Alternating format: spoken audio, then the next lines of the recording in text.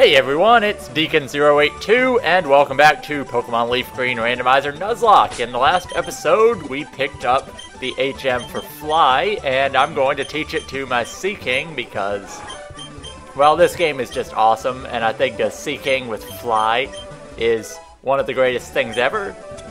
Let's try it out, I guess. Let's fly back to Celadon City where we already are, yes. Flying out of Seaking. Okay, today's episode, we are going to go into the game corner, and wow, the prize exchange building is tiny in this. Is there a way to see what the TMs are? Oh, we don't have a coin case. I think we get it in one of these houses down here. Yeah, this guy back here gives us a coin case. Alright.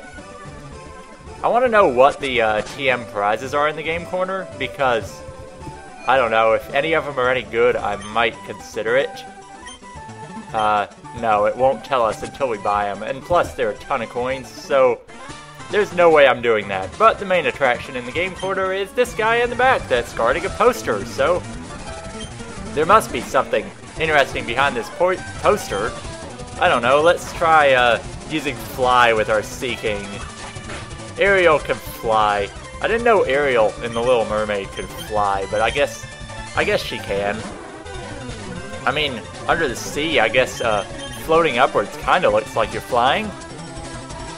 I don't know. I don't know where I'm going with that, but yeah, I'll be flying on Seaking and Firo. Probably Seaking a little more interesting of the bunch as we take out the Team Rocket Grunt, who has some stuff. Yeah, this might require a switch. Aww. Hurt by poison. So, I'll heal that at some point, but we'll go to Beaks and finish it off with Fly, I guess.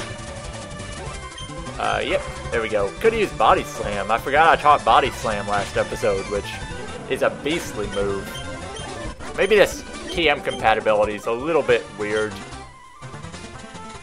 And this guy just walks into nothing. Okay, yeah, that doesn't really make sense, but I'm gonna go heal this poison just because, I don't know, I could use an antidote, but no point really wasting those items when we're right here at a Pokemon Center. Okay, so the game corner back here, we can now inspect this poster, and he actually walked down a set of stairs that was kind of invisible. So this is Team Rocket's hideout, and we can just wander around and we'll encounter some stuff like this guy with a Charizard. That's pretty awesome. But we can handle it with Seaking, even though still no water moves. Kinda sucks, and everything here loves to lower our accuracy. First the Flygon was spamming Sand Attack, and now Smoke Screen. Nothing that can really handle poison types yet, so I'll go with the resistance here, and I guess Rock Slide should do a bunch. Critical hit. That's pretty awesome right there. Defeat the Rocket Grunt, and now we're going to move farther in here. There's items all around. Here's an escape rope if we wanted to get out of here.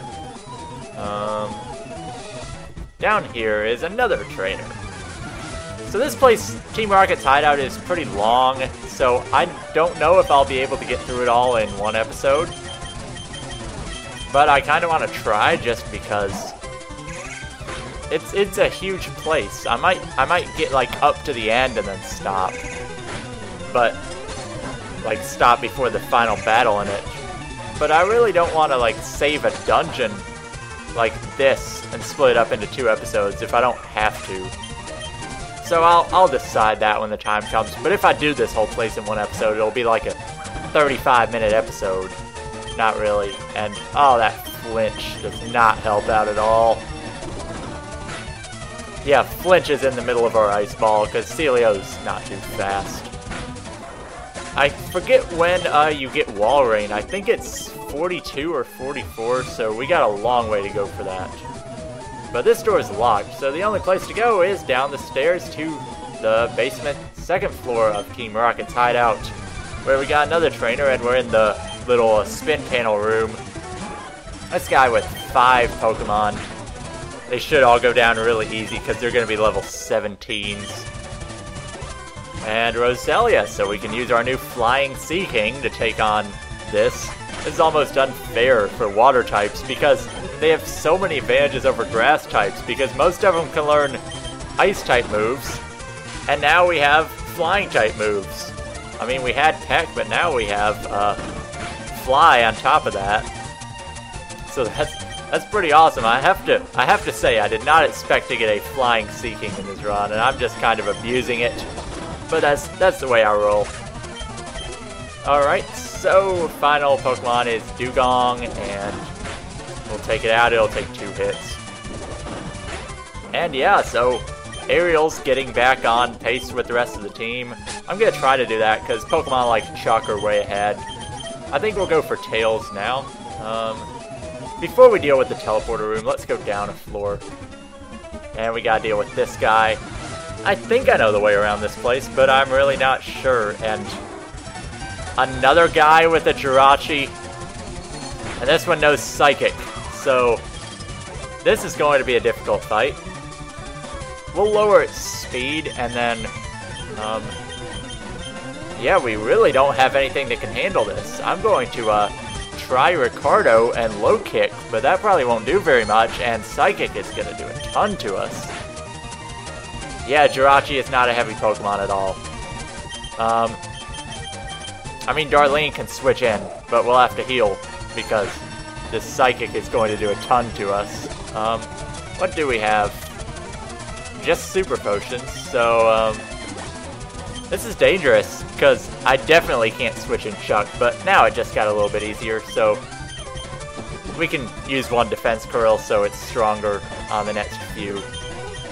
And then Ice Ball. Should take 3 hits to take it out, and it'll be asleep for 2. Or we get a crit. Okay, so many trainers with Jirachis right now, as Sudowoodo grows to 29, and then a Shelgon, and we're in the middle of Ice Ball, so GG Shelgon. That was pretty awesome. Okay, so down here we have an almost hidden item ball, TM21, which is Synthesis. I don't even know what TM21 is normally, but it's a grass type move that can heal, and we could teach that to Beaks, but not very helpful. Yeah, so there's another teleporter warp panel room here. Let's see if I can get this. This is a rare candy, that'll help out later. Gosh, I don't like this place at all. Of course, that's kind of obvious. Let's see, I think we gotta go down, so we take this one, and this trainer's always been avoidable, but we'll deal with him. This is a Team Rocket Grunt with a Smeargle, so, let's go Icy Wind. We'll let Smeargle learn Icy Wind with its low speed. Oh no, it's drawing on us and somehow erasing us. I don't know how that works. Alright, so, Magnemite, Steel type, so we'll go to Chuck. Chuck is a boss at handling Steel types so far. Just Arm Thrust should kill it in 1. Oh my gosh, Chuck, you're so powerful. And then Togetic. Togetic should go down with Arm Thrusts. It's more defensive, but we get lucky and it hits 3 times. Actually, that's not very lucky, but those multi-hit moves, they're more likely to hit 1 time than they are to hit any other amount of times. But not 1 time, 2 times, you know what I mean.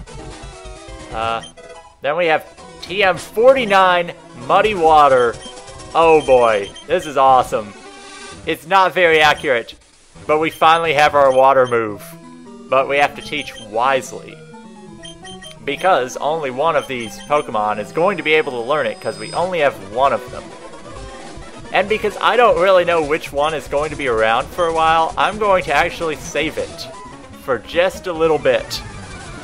I know, finally got a water move and I'm not teaching it, but it'll be for the best, because I don't know which Pokemon's really going to be the best for it.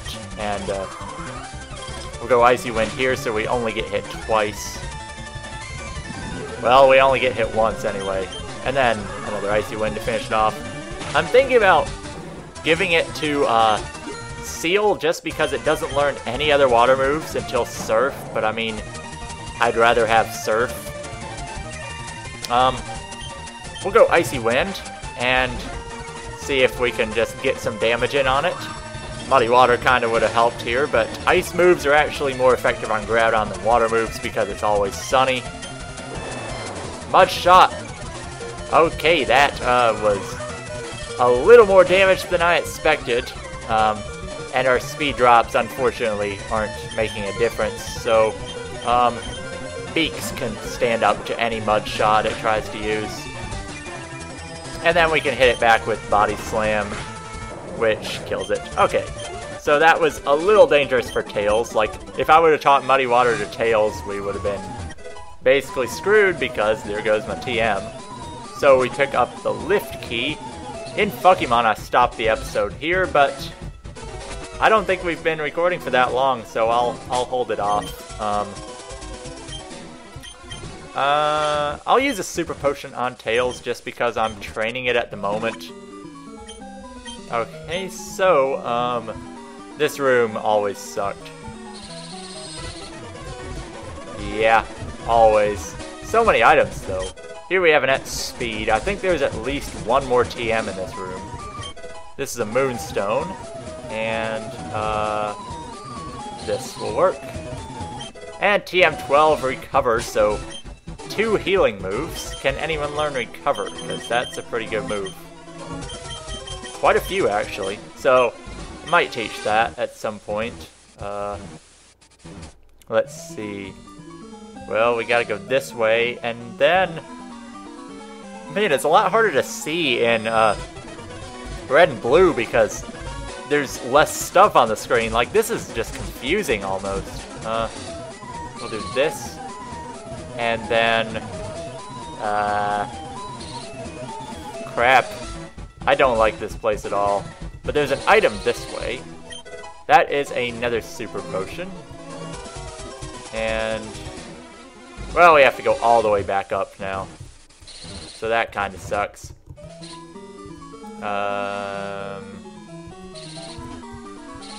Oh, sorry, I gotta concentrate for this part or else I'll screw up. And now that we have the lift key, we can go in the elevator, but instead I'm going to go up here where there's more trainers, and I don't think there's actually anything here. This guy has a Cloyster, so special attacks are good, but we don't really have anything that'll hit hard on it, especially, so I'll just go to Chuck and finish it off with some fighting moves, like Vital Throw, which, I mean, if it's gonna protect, it doesn't matter what we use. Vital Throw should finish it. Yep, okay. Hariyama, high attack versus high defense, plus those extra levels we got. Why did I use Fake Out? I don't know. Let's go high jump kick. Aw, I didn't quite kill Swalot, but... I mean, I'll go with the high attack any day, almost. Okay, so, Swalot down. Chuck is almost at 34, and we have a Cleffa. That'll go down in one hit. Yeah, Cleffa's weak. I really like Clefairy and Clefable, though, but Cleffa just can't really handle it. Beaks would be best for this because it'll try to absorb or something. And then we can fly and finish it off. Man, Beaks is leveling up fast because its experience group, I think, is in the fast category. I could be completely wrong on that. I just make stuff up when I don't know what's going on. Hyper Potion, that's handy. And another trainer. Yep, these Team Rocket guys are just annoying. And they actually seem to have poison types right now. We'll go for Headbutt and get a flinch. Then Headbutt, and this is an awesome battle. Tails, you rock. Man. And a Plusle, so we'll try Icy Wind. Dang. I did not expect that to do that much damage. Yeah, Plusle and Minun are actually stronger than most people give them credit for because, man, I mean, they're fully evolved Pokemon. Their stats aren't that great, but they're higher than first forms because they're like 400 base stat total, which, I mean, is pretty good. It's higher than any first forms you'll find, except maybe like Ponyta and stuff like that. But yeah, we are going to go in the elevator now. And we'll go to the first floor so we can get out of here, and it might be a good idea to go heal before we take on the last guys in this place, just because the levels are kind of getting to me. Not the levels, but just like wearing me down with these attacks. Secret power. It could actually be best to teach Muddy Water to Ariel over Tails. But Ariel does learn Waterfall naturally, which is, it is an HM, isn't it, in this? I don't know. Is Waterfall an HM in Fire Red and Leaf Green? Because obviously there aren't any waterfalls in Red, Blue, Yellow, so I don't know that for sure. There might be some in the Sevi Islands, which means I'll need it eventually if Ariel's still alive, but I'd say just wait for Waterfall, which it doesn't come until 44, but still, I'd say just wait for that. So I guess, poll question of the day, which Pokemon of my 3 water types do you think would be best to teach Muddy Water to? And I'll take, if you can give some valid reasons on that, I'll take them into account. So I'm kind of wanting to know which Pokemon will be best, and if I can get a reply or two that's any good, I'll teach it before the next episode. And speaking of the next episode, I'm going to stop this one right here, and next time on LeafGreen Randomizer Nuzlocke, we will be headed back into the elevator of Team Rocket's hideout, and taking on the final battles in there, the bosses pretty much. So yeah, leave a comment on who you think should learn Muddy Water. I'll put it up just again for you guys. Tails, Ariel, or Darlene, and it also hits both opponents in a double battle, which is really good. Same power as Surf, slightly less accuracy. Let me know what you guys think, and I will see you guys next time, possibly with that move taught to somebody. So see you guys then.